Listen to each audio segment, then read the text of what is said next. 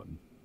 Greetings and welcome to the Badger Cave's West Wing, where our stealthy polecats ferret out the best feels, funnies, and fake news to discuss Slam Bam Badger style.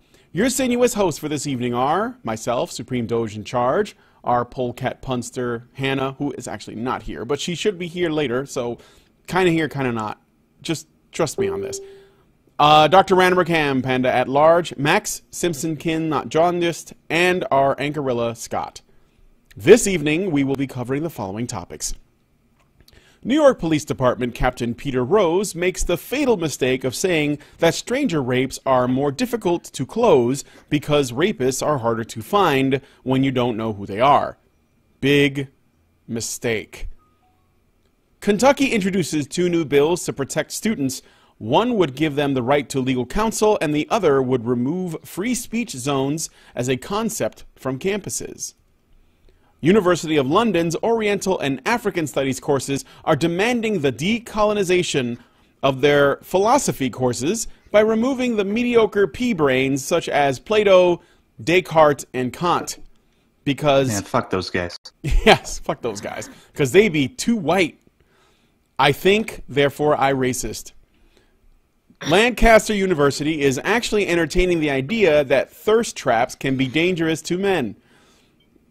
And University of Wisconsin is going to launch its Men's Project, where male-identifying and assigned male-at-birth students can learn about what it means to be a man, and how best to channel all that destructive, hateful, bigoted, caveman-like, and rapey energy into something that will better serve our vaginally endowed overlords. Wouldn't want to hurt the women's, would you? And finally, our bonus story for the patron-only after show. This is just too good. Sir Anthony J. Williams from the Queendom of Quimgrovel, also known as Sir Cockblocks-a-lot, has sent a town crier to read his latest decree. Women have the right to hate men, and misandry is justifiable. Even throwing himself on his own sword, because as a queer man, I too have contributed to the reason that many women hate us. This is a real thing, guys. Anyway, you want to listen to this topic or enjoy further personalized discussion with the Badgers on select topics? Consider being a patron, plebs, at www.patreon.com/honeybadgerradio.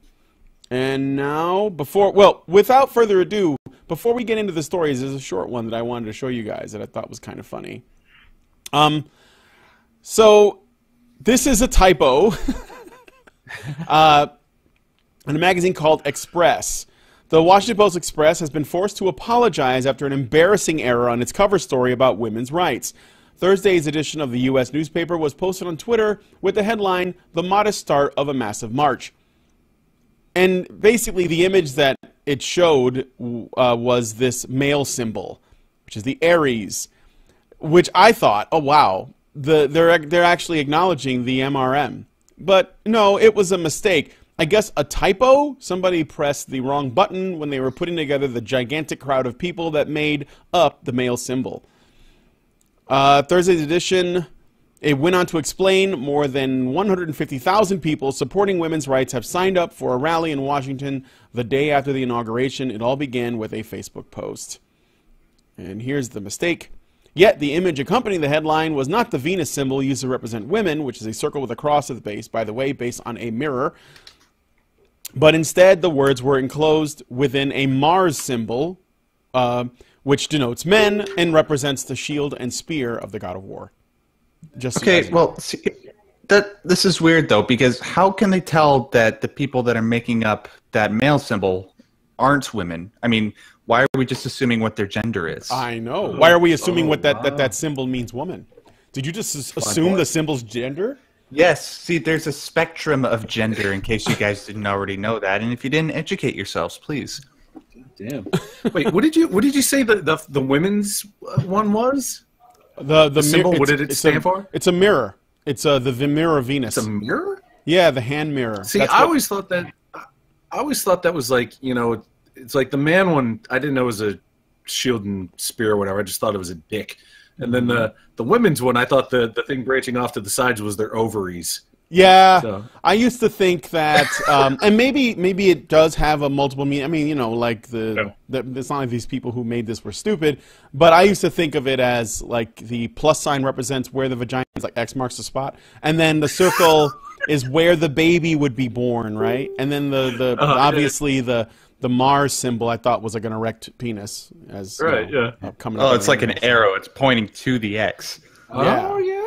It's the arrow to hit the target. Does this really count as a typo? I mean, I know they didn't really film a bunch of people from overhead. I know it's like finding out Santa Claus isn't real. It's all done graphically, people. It's all compositions and shit. But does this really mean that they had all the patches set up so you could just type in numbers and letters and have them spelled out in large crowds of people? In which case, you really did just have one job. You just needed to type. This is like when they had the plans for the pyramids, but then they built it upside down. Kind of, you know, in like those cartoons. Right. I almost like to believe that they did actually have a crowd of people arrange themselves, and they were like, "All right, quick, we're going to be marching in the name of a gender," and then they all told each other, "Let's do the male one. Let's see what happens." And then they took the picture, and nobody caught it until it was on Twitter. That means it went through several channels before it made it to social media, and everyone said, "This looks good," and then they just sort of handed it off. And they didn't actually think about what they were looking at. Or the MRM is more powerful than we ever could have imagined. Although they got hacked by Russia. The Russians did it. Hacked by Russia. The Russians did it. That's probably what it is. I understand they know how to Photoshop. So, there you go. They're masters. They know all the keyboard shortcuts. They learned them from Davis Arini. Same thing happened with the Leaning Tower of Pisa. It was supposed to be a female symbol, but it fell over because they wanted to be a male symbol. Well, so real quick on this one, it grew rapidly with more than 150,000 people now saying they will attend the march. Similar events were planned in London and other major cities around the world. The Facebook page reads, "The Women's March on Washington will send a bold message to our new administration on their first day in office and to the world that women's rights are human rights." And also the male symbol. "We stand together, recognizing that..." What? Hold on. Okay, so women's rights are human rights. Yeah. Okay, so why, if this is the case, if they're you know, supposing that this is, you know, that's their thing, why is it a problem when men want the same kind of rights? Because men already have all the rights, I believe, is the normal answer that you're supposed to give. Yeah. Oh, okay. Okay. Yeah. I just the need idea that they need something because, is you know, just ludicrous. I thought men's rights was, you know, it was about human rights also. You know, that's what I thought, but I guess, you know. Well, first you have to consider men to be human, and then you have to consider them to be worthy of rights. And yeah, we're not there yet, but they also have all the rights. One day, maybe. And they're also not human. So I don't know. I don't know. Yeah, this is so weird. It's some contradictory things I'm seeing. Yeah, maybe women are human plus and men are just human. They're double plus human? They're double plus human, yeah. So they're going to march on the White House, right? What would be epic is that, well, to use a douchebag term, epic, is if epic, Donald Trump, like, yeah, epic, bro. He just walks outside the White House where all these women are standing. He just picks up a microphone and he's like, "Tell me one right that you don't have." And then he just throws the microphone into the crowd. And then he's just, "I'm waiting, fuckers." That'd be great, but it won't happen. We'll see. I think the inauguration will be fun. Maybe he'll get shot. Oh, God. That's not the part that I think will be fun. I just say I do not endorse nor support the things that Brian Martinez is saying currently. I represent the denizens of Spring. Thank you very much. That's it.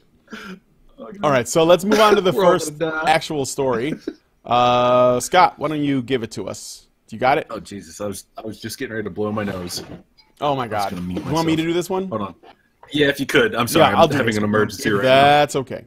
All right. NYPD captain says he is not too worried about rape increase as only rapes by strangers are the troubling ones. This is brought to us by Arweg. Thank you, Arweg. Several poorly worded comments by Captain Peter Rose of the New York Police Department have quickly prompted a backlash on social media, with users on Twitter and Facebook calling for him to be fired, of course, because they always come after your jobs. Mr. Rose, responding to a 62% increase in reported rape cases in Greenpoint, Brooklyn during 2016, said, "If there's a true stranger rape, a random guy picks up a stranger off the street. Those are the troubling ones. That person has no moral standards."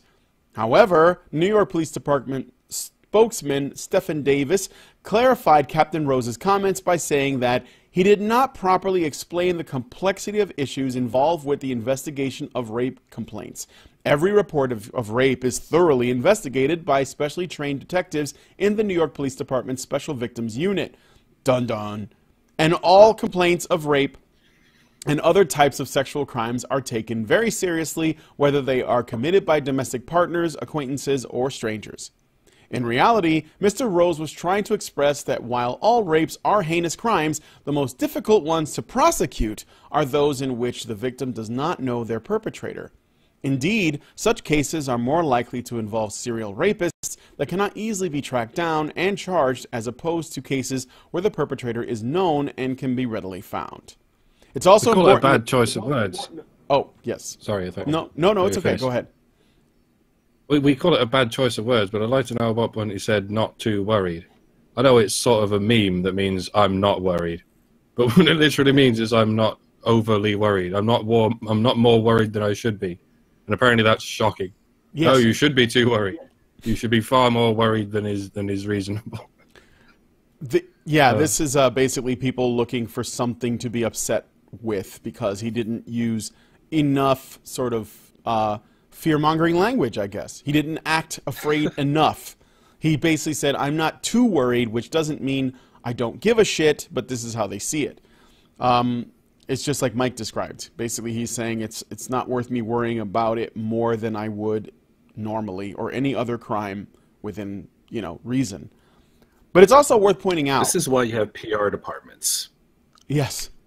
Although it doesn't, this is the thing though, when you're dealing with these kinds of the people who are more about knee-jerk reactions to shit that people say, it doesn't, I don't think it helps or matters much to have PR people, because the thing is that there's a difference between people who are listening in the hopes that they'll get some information out of whoever, or an exchange in ideas from the person they're talking to, and people who are listening, but the only thing they're doing is they're waiting to hear if that person fucks up. They're just waiting for them to say something that sounds wrong or could be interpreted wrong, or just essentially so they can impugn malice on them, so they can assume that this person is incompetent or evil or bigoted or ambivalent towards heinous crimes. So that means they're not really listening. That means they're waiting to pipe up. They're waiting to complain. So yeah, a man's going to be speaking about rape. We must zero in on him. Yes, yeah. He better say the right things. Tactic. It's a pretty common tactic to attack somebody for something like this than to actually attack the issue or try and help the issue. It's like you said, they're more interested in actually assigning malfeasance to somebody or creating a mountain out of a molehill, basically. Is what this is.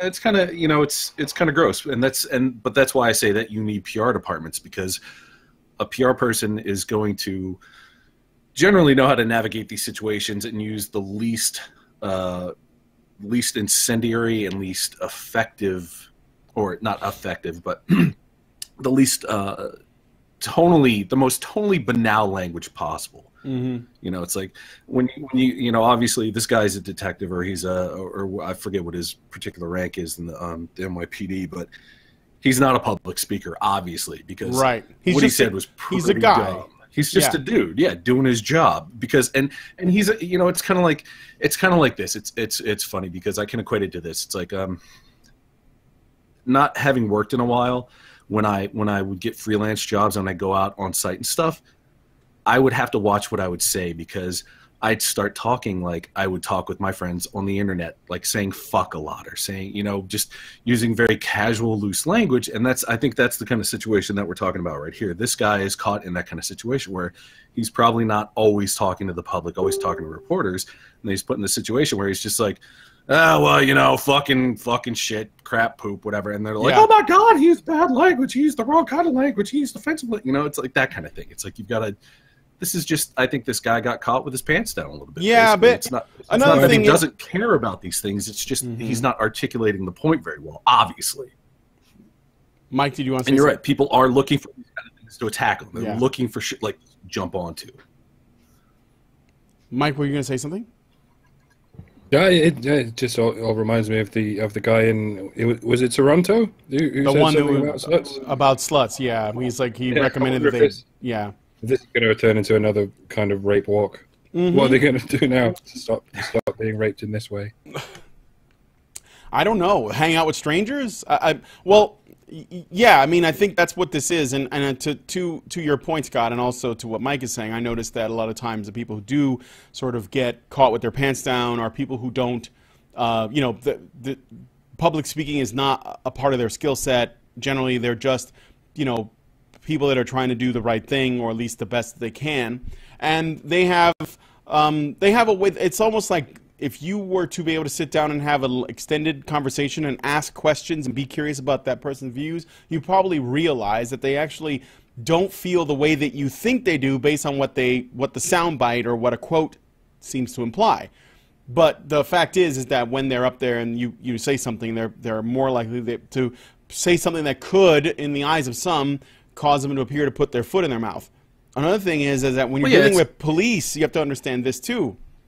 I think that the world of a police officer is so much different from ours that I think that in many ways they're desensitized to things like sensitive language, because they're dealing with, you know, probably really harsh and violent, life-threatening situations. Maybe not every day. I don't want to exaggerate, you know, what they do, but I think that if you're a cop and you've been doing it for a long time, because if I remember correctly, he's a chief, so that means he's been doing this for a bit, then you are less likely to handle things with a, you know, with a soft hand. You're basically just going to give people the short and dirty version of whatever your opinion is on something.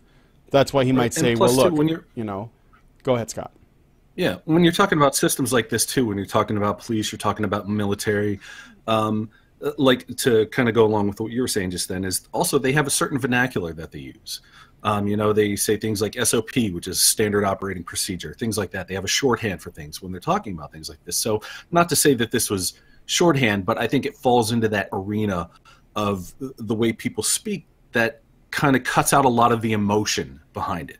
Because like you said, they're dealing with a lot of stressful shit. They're dealing with situations that are pretty fucking horrible on a pretty consistent basis, more so than the average person would be. So that they, in some cases, you know, you have to kind of remove yourself from that by using that kind of language that is very, you know, that's very, I don't want to say inconsiderate, but it's very kind of to the point. Yeah. It's like, oh, we don't really think about these things much, you know, differently because, you know, like you were saying, it's like, oh, if the person knows the person that raped them, then, you know, it's, yeah, the whole thing, it's just they have a way of speaking that the common person is going to be averse to because they don't have to deal with those situations and don't have to, you know, understand that kind of stress or deal with that kind of stress on the kind of, you know, regular basis that these people do. So it's about understanding the systems. You know, not everybody's going to get that though, unfortunately. Right. And they're gonna turn it into a big fucking deal, which I get it. What the guy said was pretty fucking terrible. It's just like, wow, that sounds horrible. I could see that, but again, you know. like this is the difference between a person who, and this is just going back to what I was saying about cops, a person who maybe experiences either personally or through a very, you know, sort of in their immediate circle of acquaintances, friends, family members, and so on, a rape where it's really serious because it barely happens and, you know, in your circle, right? And then if you're a cop where basically you're dealing with them all the time.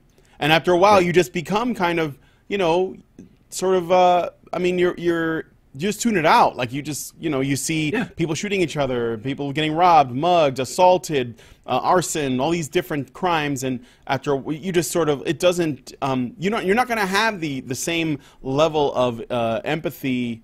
You're probably going to become pretty cynical too, and I think that that's pretty normal. I mean, so I don't think that there's, what I'm saying is that what he said. Basically. Yeah, what he said can be seen and interpreted in a really negative way, but it is impossible to determine what he meant, like what his intentions were, what was in his heart at the time, and that's something that I get a lot, and it really annoys me because nobody's telepathic. So we have to, I don't necessarily think that we need to represent him in the most charitable light, but I think that to be reasonable and try to look at it in what he may have meant is more productive than just flipping out and running to Twitter and basically calling for his job.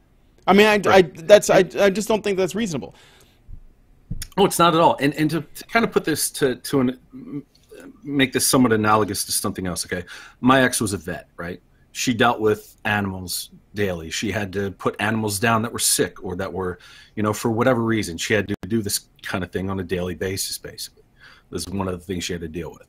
And when some of our pets got sick, I know this sounds fucking stupid maybe to some people, but we had rats, and I love rats. They're great. And one of our rats got sick. Cujo got sick. And he wasn't getting better. We were giving antibiotics, the whole 9 yards. And it got to the point where he was on death's door, basically, and she brought home the stuff to anesthetize him with. And I got really upset by this, but she was just kind of like, all right, well, we're just going to do this. And then it was very clinical because she was exposed to this every day. Just like this cop, maybe it's not every day, but it's on a much more frequent level than the average person. And I guess that's kind of the point I'm getting to is that, like you said, they become anesthetized to it to a certain degree. When you're dealing with that thing on a common basis, you start to speak about it very commonly. And but getting freaked out and going to Twitter and making a hoo-ha about it obviously is right. That's not that is not a very good way to approach. No, I don't think it's constructive. And I want to address two more things, and basically like either open it up to you, whatever you guys want to say to that, or we just move on to the next story. But one is Jax L in the chat, who has been one of our long-term subs, said the bad choice of words is him saying stranger rapists have no moral standards. What does that mean for the other rapists? So he did say, stranger rapists have no moral standards. And what she's asking is, okay, well, that begs the question, what does he mean by other people who are not strangers about their moral standards? Is he giving them a pass or whatever? Well, the thing is, we don't know.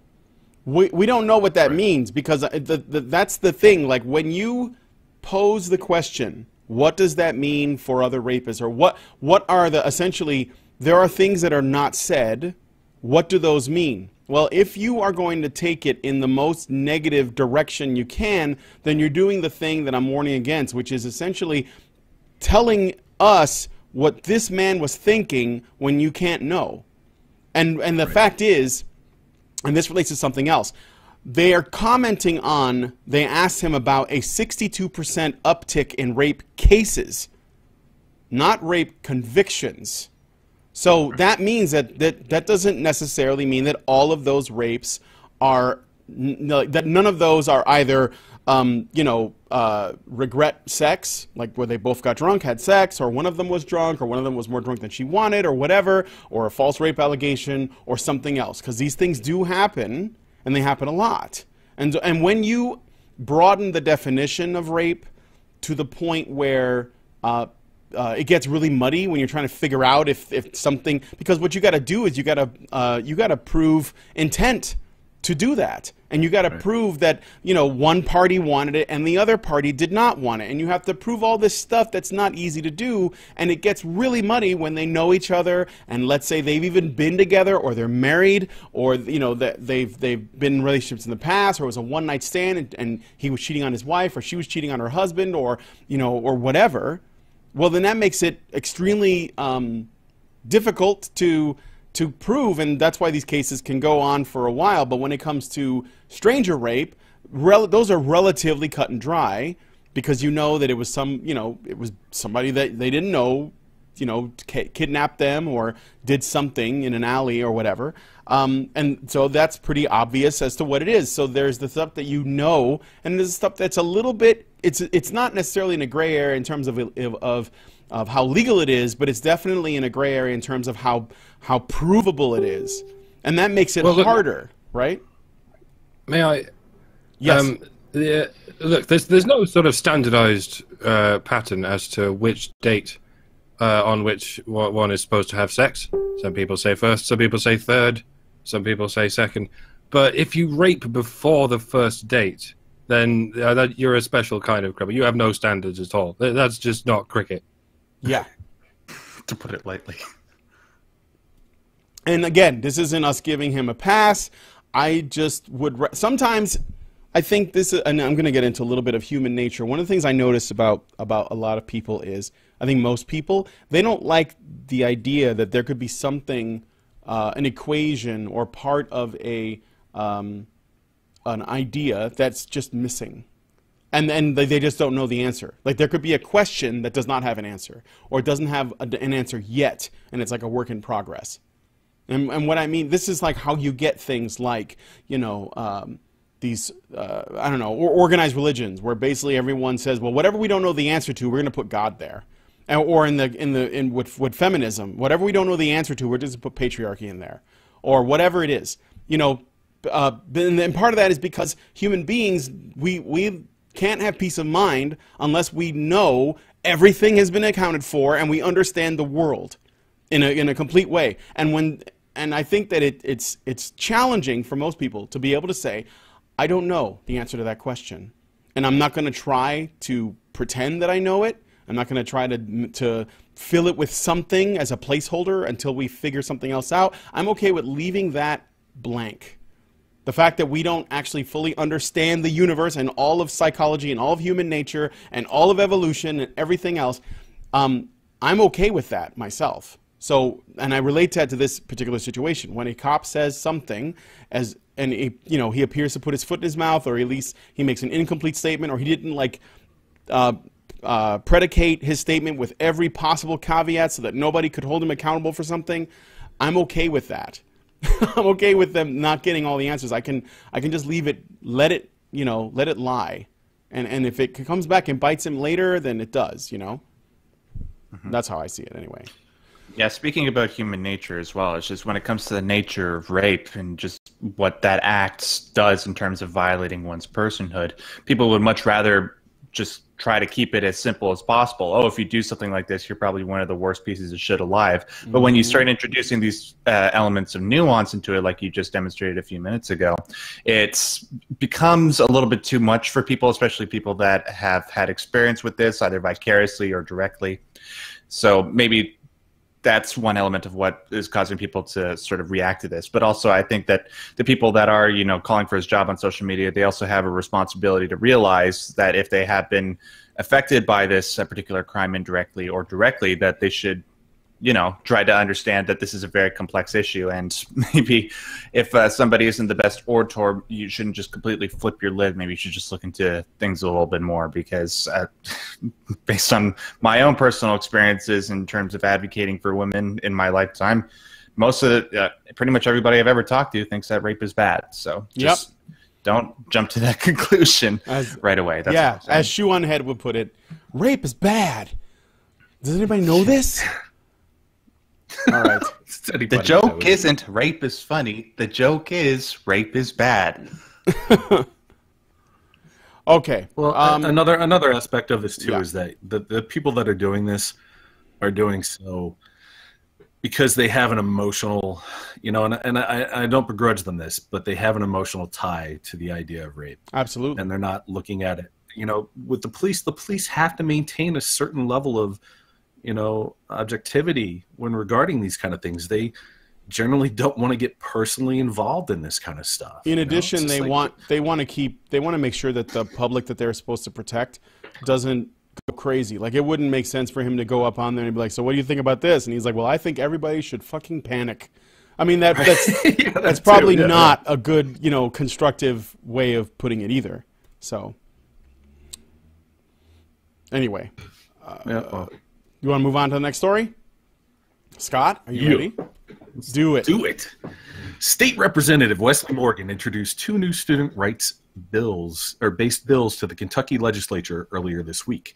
HB 126, the Student and Administrative Equality Act, aims to make sure that students facing expulsion or suspensions have the right to hire a lawyer when facing a campus court.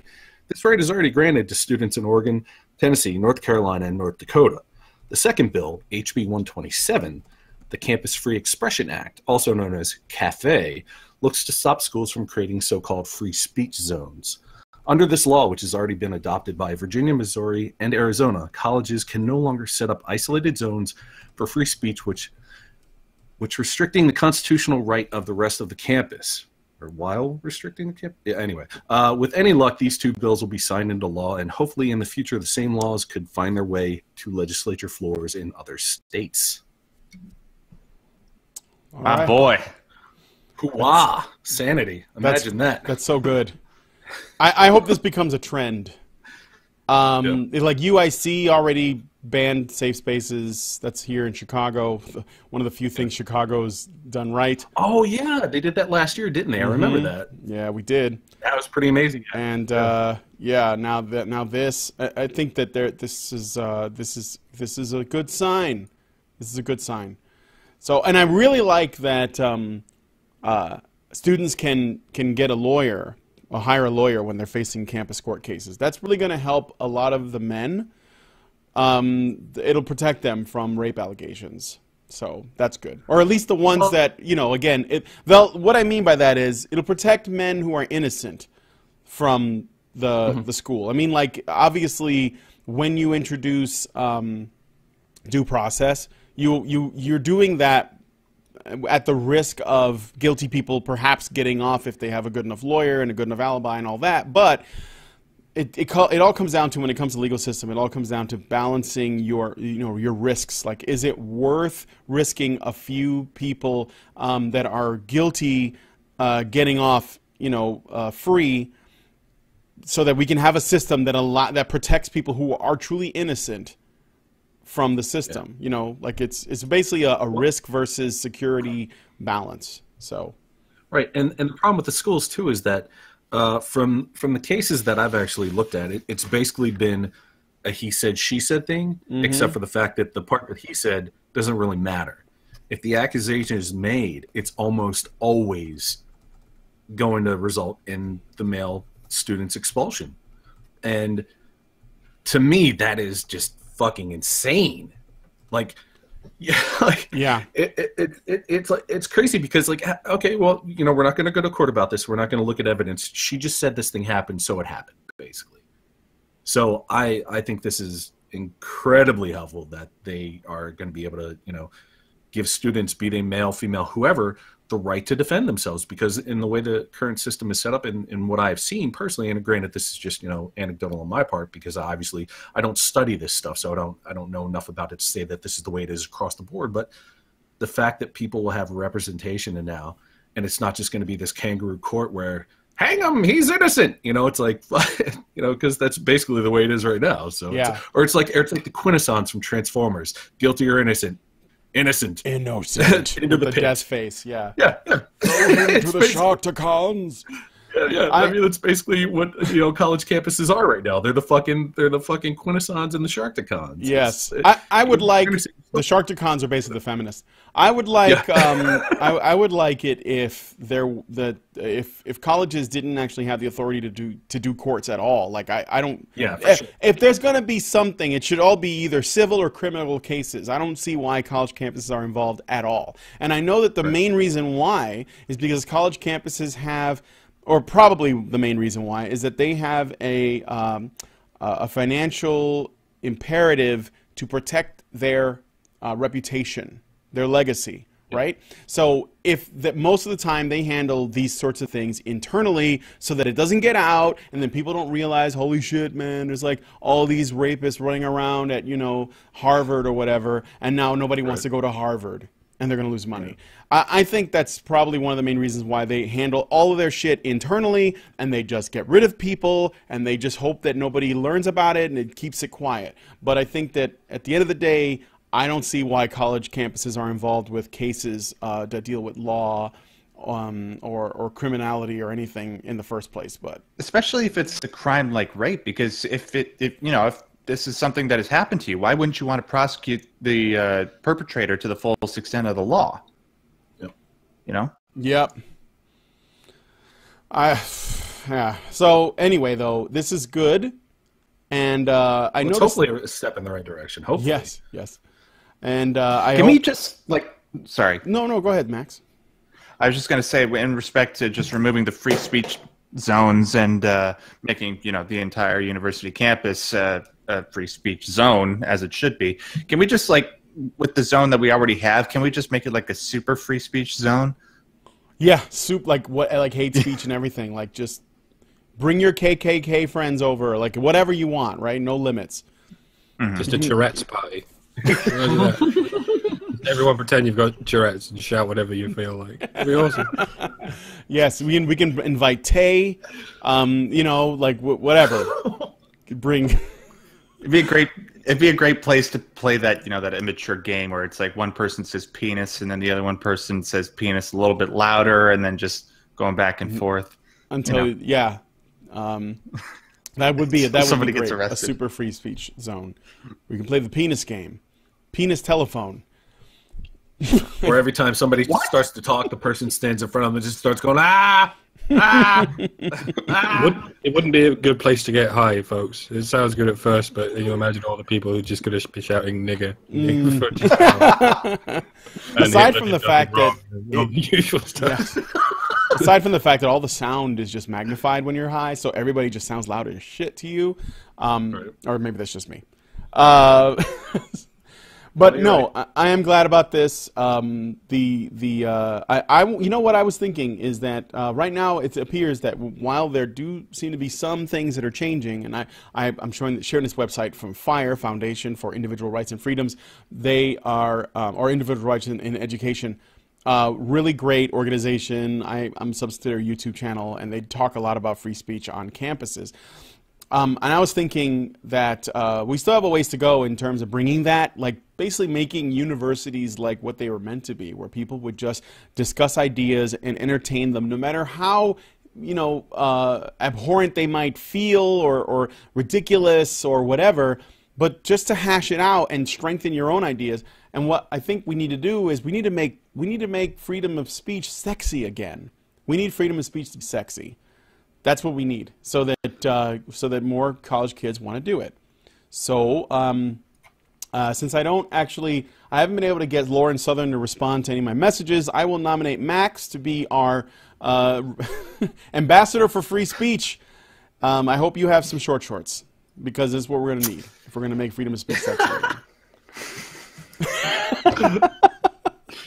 And as my first motion as ambassador, I'll just say that the Pope set up 9/11. No, I'm kidding. I'm totally kidding. Just trying to say lying if I said I wasn't horrified right now. What? Come on, you can trust me. No, it's the whole short shorts thing. It's not that I don't trust your Max. It's just the short shorts. That's right. No, why not? Had enough of that in the NBA in the 70s. All right, I'm done with it. I have a nice ass, all right? Those are the exact shorts I was thinking about, too. The gym shorts from the 1970s. I lived through those once. The Bruce Jenner shorts. But, I'm going to do Richard Simmons workout videos. Come on, you're doing it! You're becoming mighty! Oh, no. Okay. Moving on. So, yes, hashtag make freedom of speech sexy again. Moving on to the decolonization of philosophy. Max? Yes, sir. Tell us about our racist philosophers. Yes, I shall. Just one quick thing. Quick shout out to Faith's abdication of reason for calling my super free speech zone the danger zone. Great reference to both Kenny Loggins and that one cartoon show. It's another word for it's another word for the taint. Exactly. Danger zone. All right, so students at the University of London College need to be smacked with Plato's allegory of the cave because they are currently demanding that the most influential figures in human philosophical history be dropped from the curriculum simply because they are, wait for it, white. These figures include the aforementioned Plato as well as Descartes, Immanuel Kant, and Bertrand Russell. The source of these complaints stem primarily from the student union at the School of Oriental and African Studies. Oh, they say that the majority of philosophers in their courses should be from Africa and Asia in order to, quote, decolonize the white institution that is their college. The people in the students' union seem to forget that some of philosophy's most influential figures, like Plato, Socrates, and Aristotle, existed a couple thousand years prior to the colonial era, a time where people of all races were attempting to colonize and pillage everybody. Much better times. This reality renders their points moot and exposes the racist underpinnings of their motives. Thankfully, popular philosophers like Sir Roger Scruton bitch-slapped the student union's demands, saying the following, quote, "This suggests ignorance and a determination not to overcome that ignorance." On top of this, the Vice-Chancellor of Buckingham University, Sir Anthony Seldon, said the following, quote, "There is a real danger political correctness is getting out of control. We need to understand the world as it was, not to rewrite history as some might like it to have been." The man responsible for the statement regarding decolonizing philosophy, Ali Habib... Wait, Max, wait. What was his name? Yeah, I know, right? Ali Habib. Ali Habib. All right, that sounds Greek. All right, go ahead. I mean, it does. It sounds French, too. As well as Swedish. Go ahead. What part of France you're from? Replying to the comment of the Daily Mail, but recently he told the student newspaper that he is an admirer of a philosopher named Frantz Fanon, who just so happened to be, you guessed it, a Marxist. No way. Take it away. No way. You know, I actually wouldn't. I wouldn't care about them adding African and Asian philosophers. Specifically, I'd be curious. I think that classes on characters or people like Sun Tzu, Lao Tzu, Confucius, and all that would be kind of interesting. Although I would suspect that they're probably not that far off from guys like Socrates and shit, or Aristotle. But yeah, no, I would be okay with that, and I wouldn't mind that. I wouldn't mind them including more. I just have I have a problem with them taking it out. And on top of that, is this really like okay? I thought political correctness was the idea that when you speak, you have to use words that don't offend people. You have to like basically be mindful of who you're talking to and talking about. But this isn't about people speaking. This is actually about like education. They're literally wanting to change the system of education as it exists. So it's actually re-education. Yeah, it's re-education. So I don't know. It's just go ahead, Scott. You know what this reminds me of? Excuse me. God, I'm just having a fucking time of it tonight. Remember back in 2001, we had this weird little thing where the two towers got knocked down. By some gents in a Wait, did that happen?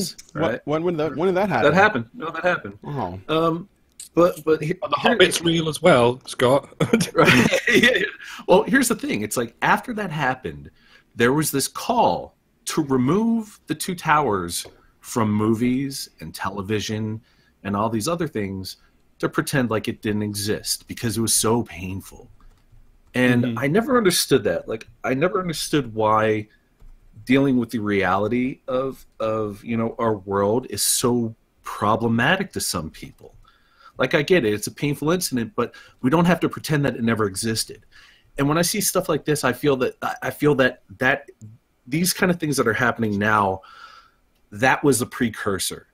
Like what happened with these people trying to erase the image and the thought of 9/11 or whatever.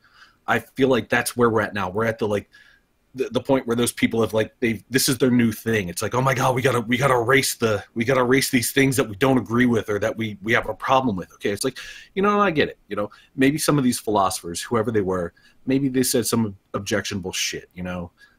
But that doesn't necessarily make them. But that doesn't necessarily make them completely like discreditable. Right. Exactly. Like Nietzsche. He had some some of his ideas, they didn't but or it's like another example is people want to point to Wagner. Wagner was a nationalist. He wrote music for Hitler, for the Nazi Party, whatever.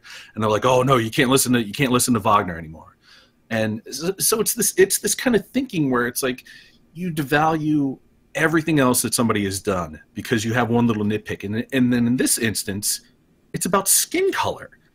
And to me, this is like, I'm just kind of boggled by this. It's like the value that these people have given to our society in a larger context is not, they didn't do it just to empower whites. They did it to empower thought among men, among mankind, humankind. And this sort of thing is just boggling to me because it is very blatantly racist on the part of these people that are trying to push this through. This is fucking ridiculous. We was thinkers. Not anymore. It's kind of crazy to me that they're so entrenched in their ideology that they don't understand the value of what these people did for us as a species, as humans, not as in black or white or yellow or whatever.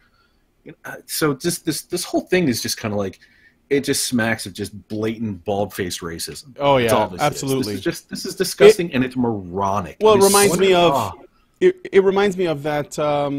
What was that video of? I think it was an African college, maybe. I'm not sure exactly. Maybe South Africa. I don't know. And there was a woman there, a black woman, that was talking about how we need to get rid of all science and start over because science is too Western centric, too white.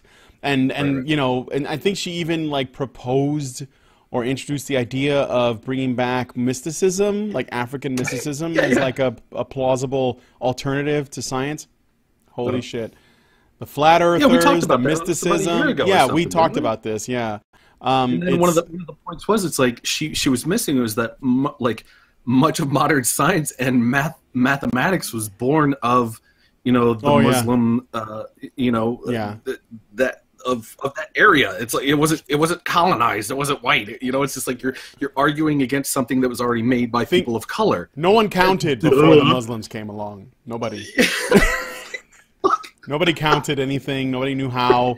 They didn't have it. Yeah, there you go. You know, the Greeks didn't actually give us the zero. Right. How many of these things I got? I don't know. I can't count. Let's ask a Muslim.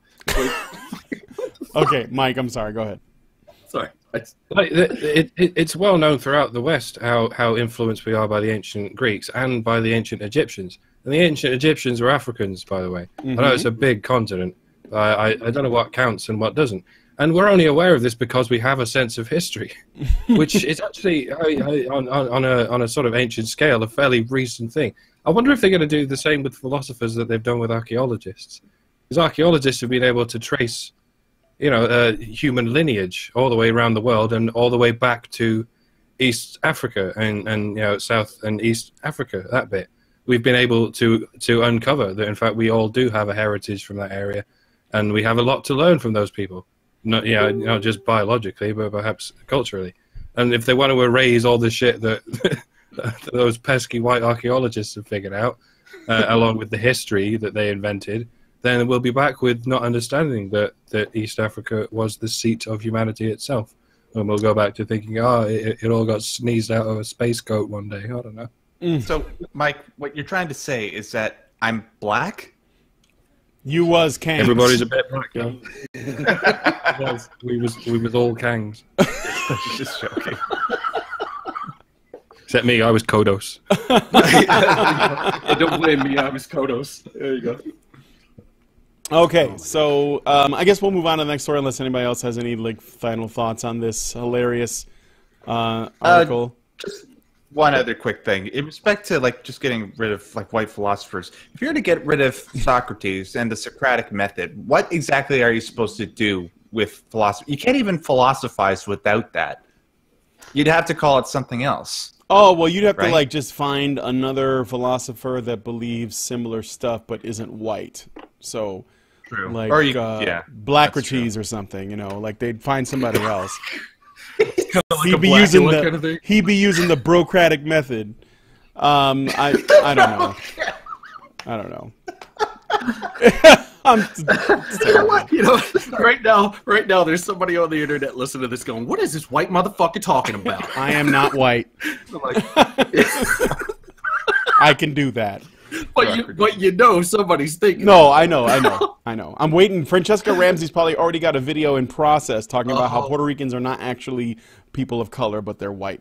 Just so that we can come out to us. Good old Francesca. We can always count on her. Yeah. Thank God for your racism. All right, so let's move on to the next story. I will do this one. It's super short. All right. Study examines the crime of being made to penetrate. Giggity. UK-based study by Dr. I can never pronounce this name. By Dr. Siobhan. Siobhan? Okay, thank you. It's Irish. Siobhan. Imagine it's a V-A-N at the end. Siobhan. Oh, yeah. Siobhan. Siobhan Weir, right, of Lancaster University's Law School, is encouraging male survivors of female rape to come forward. The anonymous online study hopes to shed light and spread awareness of female perpetuated rape. So, and the actual quote from the article is, this research project is looking for men in the UK who have been forced to penetrate a woman to participate. The term forced to penetrate is used to refer to any and all cases where a man engages in penile penetration of a woman without his consent. This could include a non-consensual penile penetration of a woman's vagina, mouth, or anus, or ear hole, or whatever else you can get to work. So, this would be the first study to specifically research this type of assault. Probably. Period. So, this is good. This means that people are starting to even, like there's actually going to be a study conducted where men can come forward and talk about being forced to penetrate. And we can get some data on male victims of what we should be calling rape. I don't know if the UK has includes rape in as something that a man can suffer from, or if they're just calling that sexual assault under the term like forced to penetrate, or not. I think that. Well, go ahead, Max, or whoever that was. They already do that in the US, right? That it's already considered a form of rape for a woman to make a man penetrate her. So, I guess.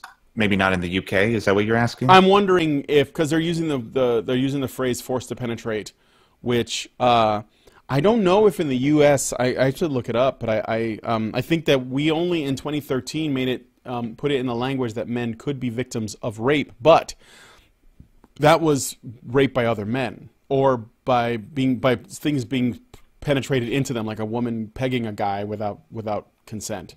For example. Oh, okay. So that may not include a woman forcing herself on a man. That may still be sexual assault or being forced to penetrate. So, what is a rapey-ass show? I didn't know there was so much rape in this show, guys. I'm sorry. Right. I'm trying to, I'm showing the silver lining here, though. We're actually examining male victims. So wait until we get to the after hours show. Yeah. Ooh.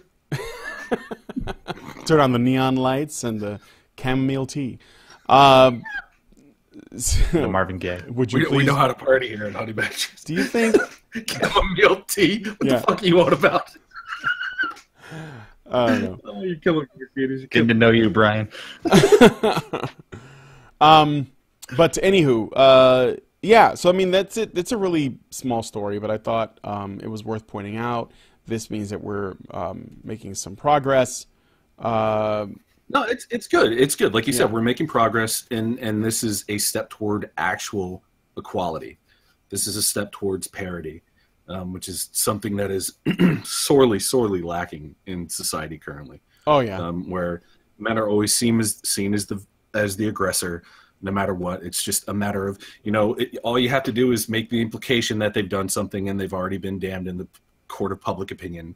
So this is good. This is good that somebody's actually taking this seriously and actually trying to do something about it. So hopefully this leads to other positive steps in the future in other arenas as well.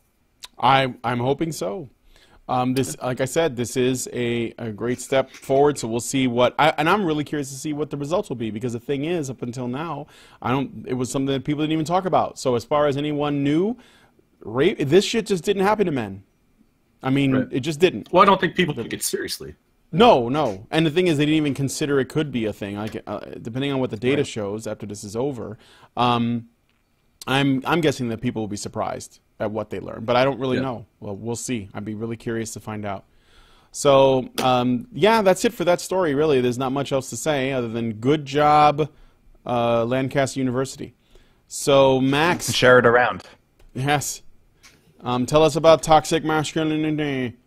All right. The topic I'm very much well versed in. So, the University of Wisconsin-Madison, UW-Madison, will soon launch what it calls its Men's Project.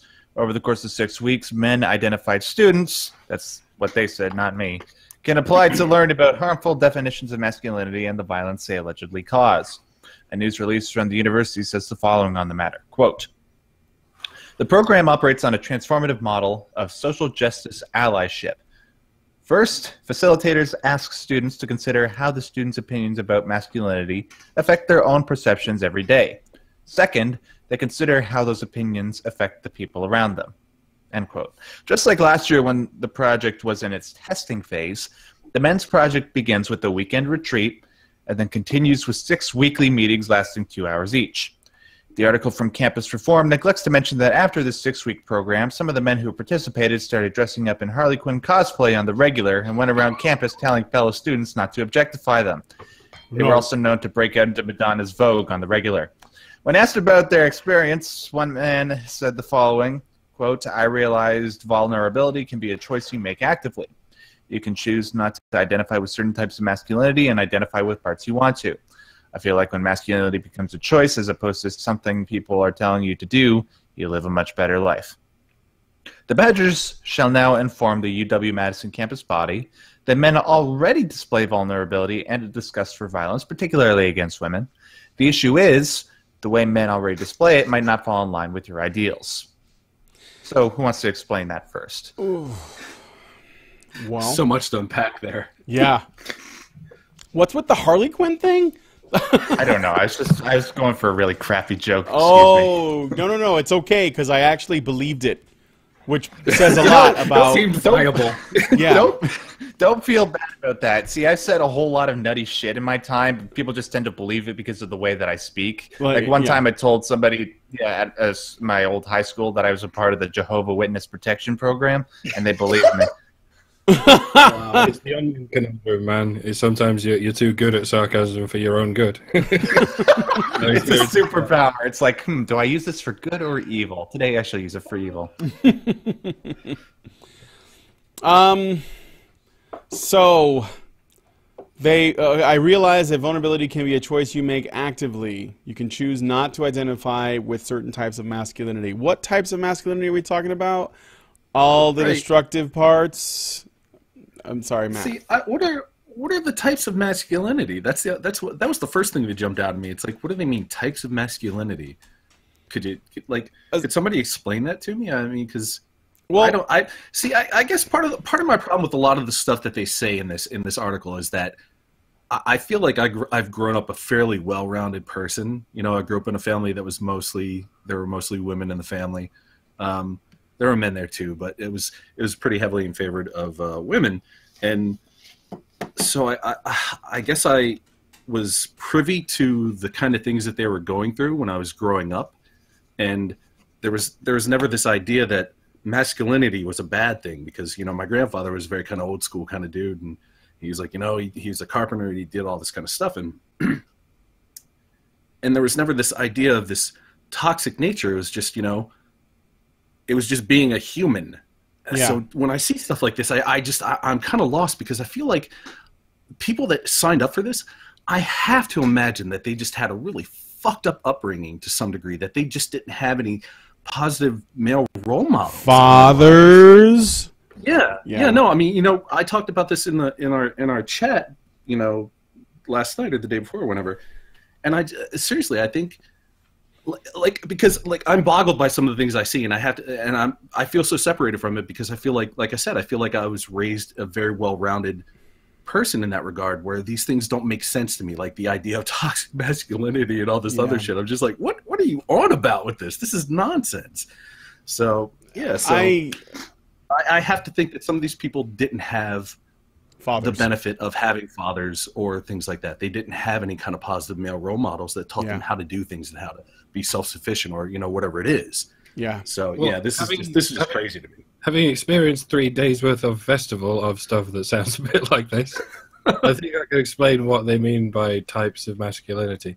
They'll probably sit you down with some chairs and say, someone give me some examples of a type of masculinity. And maybe someone will say, strong, macho, and then they'll hit him on the knuckles with a ruler and say, no, there are other types of masculinity. That is not the only type of masculinity. Sensitive, cries a lot. Good. Have a coffee. Yeah. That's the thing that I'm seeing. First off, I don't. Am I just too entrenched in this Honey Badger Radio thing to notice that this discussion on toxic masculinity has been coming up more and more frequently, and it's like there's just more, and it's just becoming really coming to the foreground. This coming to the forefront, as it were, in academia, in media, on the internet, and so on, where it's all, and books are being written, and experts are coming out, and they're making documentaries, and it's all like, yes, what do men need? Men are suffering. Men have problems. What is the problem? What is the solution? Well, the problem is that they're men. I mean, the problem is masculinity has facets of it which are damaging to men, and that comes from the idea that they have to be men, and that's something that's forced on them. And since we're all about tearing down the gender roles, we're going to introduce the idea that they don't have to do that if they don't want to. I mean, they can if they want, but they don't really have to. But then as it moves forward, I've noticed that it's basically become more and more about being about feminizing men, and Right.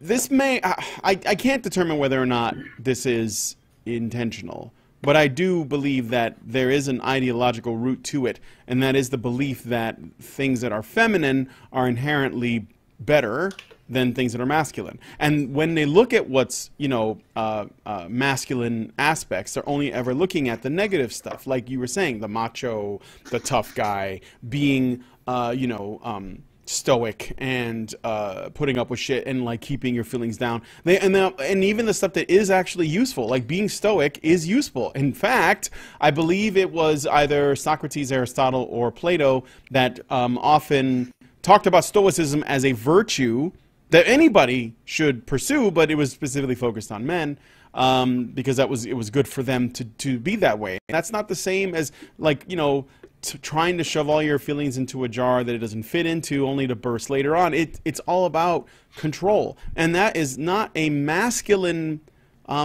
behavior per se. It's just a mature one.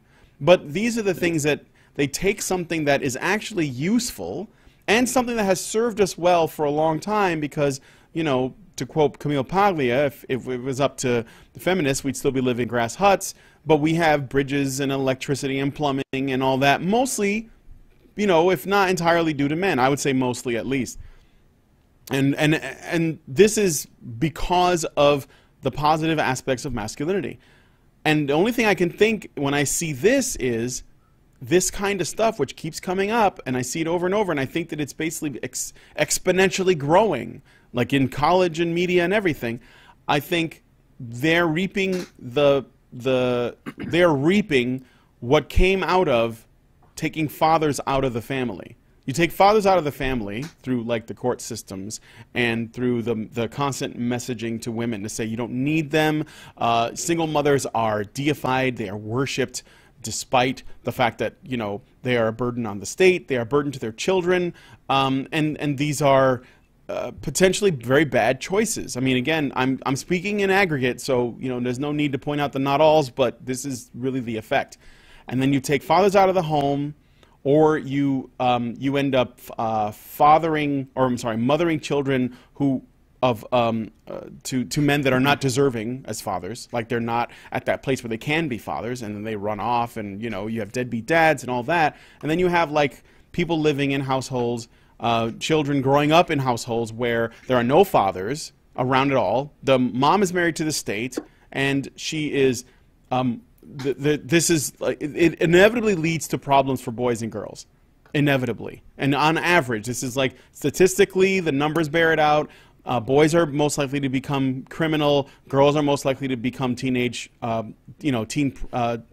mothers as a result of this. And now we see all this like boy criminal behavior that happens because, you know, they've been beaten and they didn't have a father and they didn't know who to look up to and they don't know what they, so instead they go to their peers for all their info. And then we end up in a situation where the same ideology that put us in this position is now saying, wow, look at all these destructive men. There must be something wrong with their nature. There must be something wrong with them as men, and now we have to fix it. And we have to fix it by basically bringing in more state shit, like colleges have to educate them, and we need to get funded by, you know, the government so that we can make programs and we can do make documentaries and you know, make videos on the internet that try to tell men that they don't have to be violent and they have a choice and all this other shit. But ultimately, they don't really care. I'm not even sure that they're paying lip service, or they just want to change men on a level that men can't really, you know, fully embrace, and also a level that women won't like either. Because if you turn male sensibilities and masculinity towards femininity, then inevitably what you're going to get is women that are not happy with these men because they like men. So, you know, this is like the level of destruction and fallout that comes out of this kind of social engineering and you know, bullshit education. It's staggering how much damage it's going to do. So I don't. This is the biggest lie that the whole progressive movement tells, that they believe in equality, when their approach to fixing women's problems is changing laws and changing the state and changing men, and their approach to men's problems is just changing men. Mm-hmm. How in anyone's book is that egalitarian? It's not. It's feminist. Yep. The moment you introduce something like toxic femininity into this equation, the whole thing unravels and they can't do it anymore.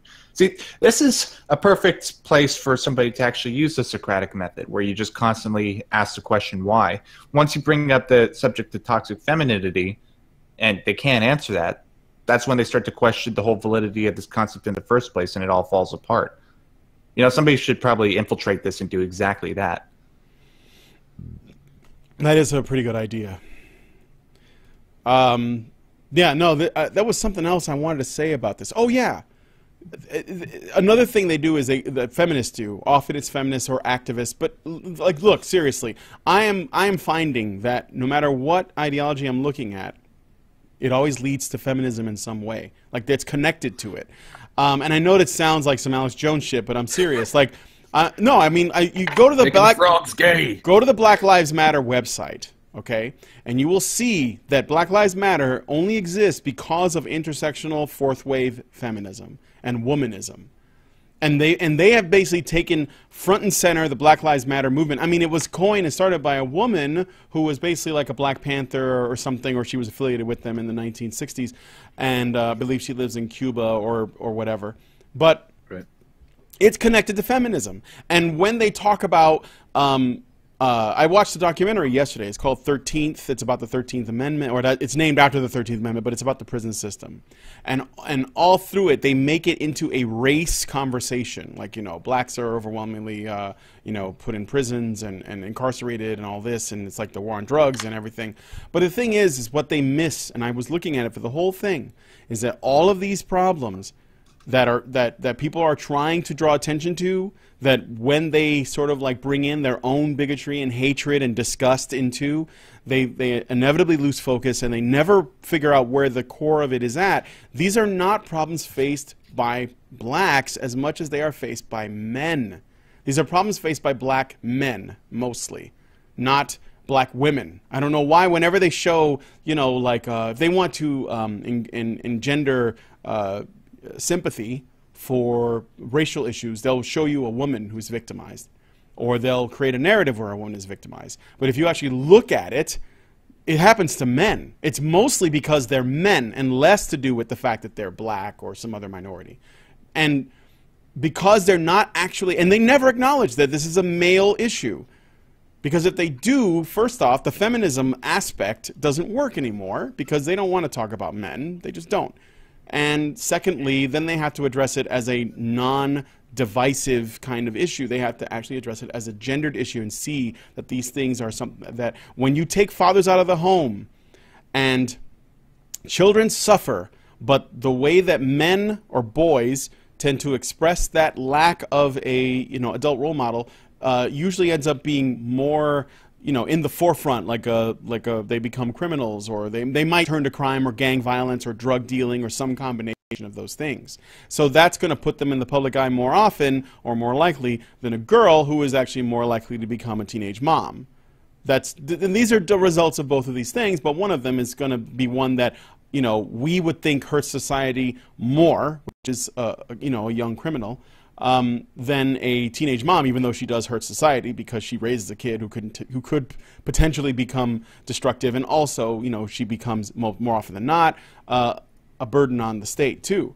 So, but the thing I'm getting at is, though, this whole toxic masculinity conversation it's a bad solution to a problem that is very easy to solve. You could even do it in one generation if you acknowledge that these are male problems and that men themselves do not need to be retooled or changed in order to fix it. But what we do need to do is acknowledge the importance of fathers. And yeah, mothers too. But the fact is that mothers usually get to raise their kids, so that's there's no point in arguing for that. And that's what I think anyway. Feel free to disagree, call me an asshole if you want, or not. No. Can I call you an asshole just cause? You can. Oh, okay. I'm okay with that. All right, cool. Asshole. Yeah. So. I think there's an engine that runs on victim points, and to some degree, feminists or proto-feminists have always been in charge of it. But then the civil rights movement happened, and then feminists didn't have shit to say to anyone because they were showed what oppression actually looks like. And ever since then, it's been, okay, how do we paint our situation like we're the blacks? Mm-hmm. When we're very fucking obviously not. I mean, it's not as though it ever occurred to them that they were capable of doing the oppressing. It's just, okay, how do we spin this so that we're not just as oppressed as black people are, but even more oppressed, so that we can yell at black men as well. Because so often in universities, our feminists were yelling at everyone that they're oppressed, and occasionally a black guy would say, "Oh, really? O-R-L-Y." And I imagine ever since then they've been looking at how to co-opt this and attach it to the victim engine. And I think it's swung round in the other direction, because now there's lots of feminists in universities and lots of rich black kids in universities. And BLM's taking it back from the feminists. It'll probably swing back again. I don't know. Someone ought to do something. Yeah. Well, it sounds like we need some kind of advocacy group. Notice the negative space in the arm on this guy that's combing his hair. Do you see it? Do you see it? It's a triangle. Illuminati confirmed. Oh God. There you go. QX Files theme.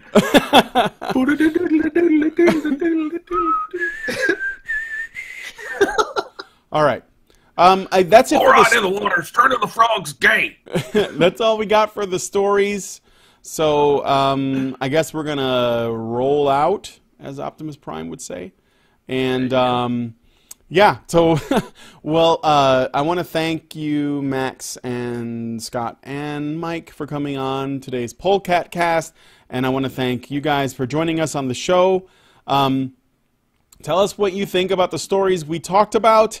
And also, I mean, maybe you can find the bonus story. It's fucking glorious. Women Have a Right to Hate Men by Anthony J. Williams. Sorry, y'all. Misandry is justifiable. I can't wait to read this. Apparently, we got it coming. So we're going to go ahead and go to the patrons and talk to them about the bonus material. Thanks again for joining us on the Polecat cast. Remember, we are not news. We just comment on the news. So we're not fake. We're real.